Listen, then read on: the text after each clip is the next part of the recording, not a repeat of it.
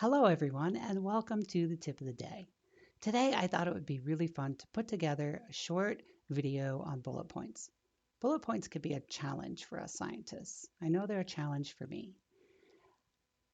One of the challenges is that we tend to put out a barrage of bullet points on a single slide, high in numbers and very wordy. For the audience, when they see that slide full of text, their cognitive load goes through the roof. The second thing is that it's hard for them to follow along as you talk about each individual bullet point.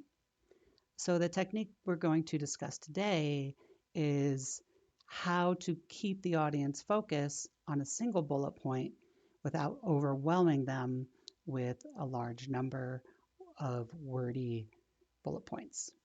So the first thing we need are some made up bullet points. I have some right here. Let's put them on the slide. So this is pretty typical.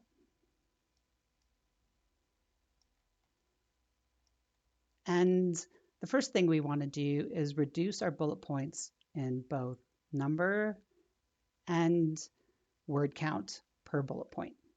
And now I could go through the editing process to do this, but a much easier way is to use ChatGPT.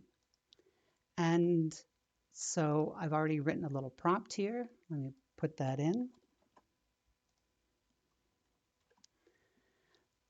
ChatGPT is a great tool. It's not going to get it exactly right. Sometimes it will, but most of the time it won't. And so whatever it gives you, you're going to have to go in and edit. My prompt says, review information on carbon capture and sequestration technology for context. Then take the following 7 bullet points and reduce the total number of bullet points to 5, while also reducing each individual bullet point to less than 7 words, making sure to keep the context and spirit of the original bullet points. Here's the content. So ChatGPT does not care about punctuation or things like that. All it wants to know are the instructions to solve your challenge. So I'm going to paste in my wordy bullet points, and then let's see what ChatGPT does. It's always interesting. Beautiful. So typically I would have to go through and edit these particular bullet points to make sure they are in the spirit and context of what I'm talking about, but I'm not going to do that today. Let's delete these. Let's add our new bullet points. Oh my gosh, so much better. Let's make them bullet points. Now let's make them larger. Let's go 28 and then give them some spacing. 24 looks good.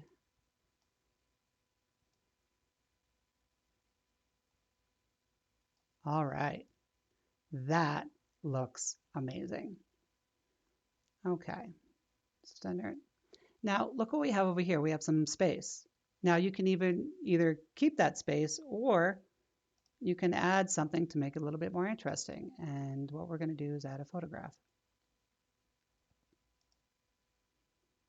Let's cut this out. We're going to pretend that they're going to use geophysics to site their sequestration well. Let's pop that in. And look at that. That is a much more pleasing slide than we had before. But we're not done yet. The real fun technique is using animations. The first thing we're going to do is highlight the first bullet point, and then we're going to go up to animations. Now there's all kinds of fun animations you can use, but I think for the context of a scientific program, we're definitely going to keep with appear or fade. I really like appear. And we're going to do that for each one of the bullet points. Appear.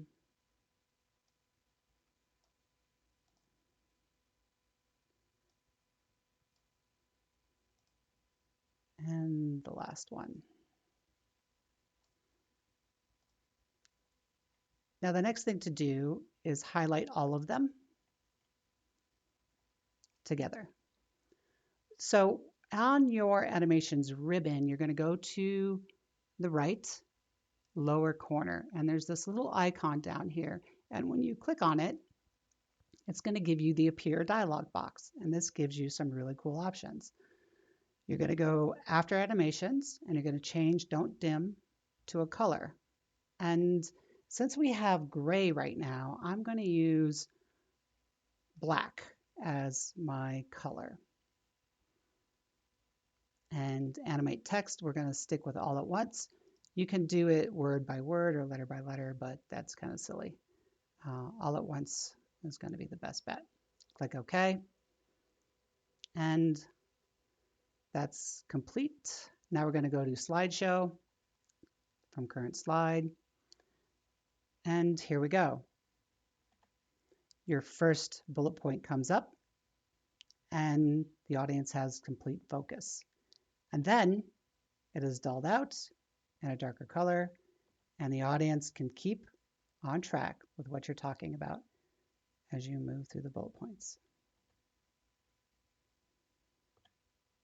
And voila, you're done.